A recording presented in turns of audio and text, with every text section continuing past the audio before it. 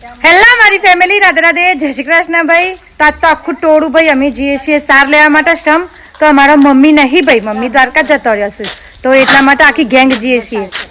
ભાભી, જસોદા, હું અને અમારા કાવ્યા એમ કહીને અમે 4 જણો સાર લેવા જઈએ છીએ. હવે જો ગીતા ભાભી ભાઈ લુગડો તો હશે ને, તડકો તો જો સખત છે. અને હા, મને ખબર છે ભાઈ, મને ખાસ અમે કમેન્ટ વાંચ્યા તમને હોય તો હું કમેન્ટ નહીં જોતી, તો હું તમારા બધાના કમેન્ટ જોઉં છું, બસ જવાબ બધા ના આપી શકું, સમજ્યા? તો કમેન્ટ એવા હતા કે તમે જાડો થઈ જશો, તો વાત તમારી સાચી છે ભાઈ, હું જાડી થઈ જઈશું. હમણાં ભાઈ અશ્વિના છે ને, ખાવામાં જ ફોકસ રાખ્યું છે, બીજું કોઈ ટેન્શન નહીં ભાઈ. ચિંતા બધી હતી એ જતી રહી છે હવે, તો એટલા માટે બસ ખાવાનું ખાસ ખા કરો આખો દિવસ, એટલે હું જાડી થઈ જઈશું. તો જો ભાઈ આવી રહી જશોદા, પેલો 2 પૂરીઓ તમારે આ જો અહીંયા ભેગી હું એમ કહી તમે આટલો જણો સાર લેવા જઈએ છીએ.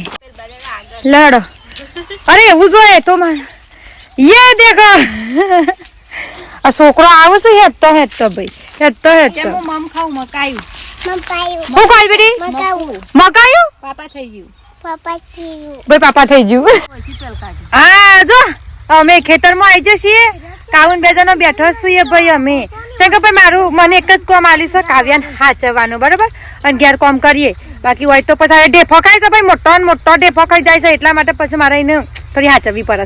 હા ભાઈ, ખેતરમાંથી તો પાછા આવી જઈએ અમે. અને જો અમારા બ્રધર અડદ ચોખા કરીશું, મેં મજૂરી કરું છું. જયારે પેલી ઘેર અને આ તો જો કામ કરવું સારું હો, છોકરો આ સવા કરતા કામ કરવું સારું. અમે આવી જશે રસોડામાં. સમ આજે બનવું છે ભાઈ મસ્ત મજાના ગોટા, અને ભાઈ બલ્બ ચાલુ છે જેના લીધે મારું મોઢું થોડું બધા ધોળું દેખાય છે, પણ વાંધો નહીં. તો જુઓ, ગોટા બનાવવા માટે અમે બધી સામગ્રીઓ તૈયાર મૂકી છે. મેથી, ડુંગળી અને બેસનનો લોટ ભાઈ, તો બધું તૈયાર છે. પછી અમે જાણે તળવા બેહીએ ને હું તમને બતાવું કે આજે અમે ડુંગળીના ભજ્જો, ગુજરાતીમાં કહેવાય ડુંગળીનો ભજ્જો ખાવાનો સારું.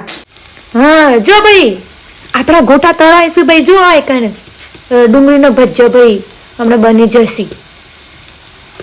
અરે બેસનનો લોટ ભાઈ છે ને બાકી. ચલો ખાવા. અને જે વિડીયો જોઈને છે ને ખાલી ખાઈ લેવાનું, જોઈને મન વાળી લેજો, નકર પછી તમારે ઘેર લેડીસોને કહેજો તે તમને બનાવી આલશી ડુંગળીનો ભજ્જો.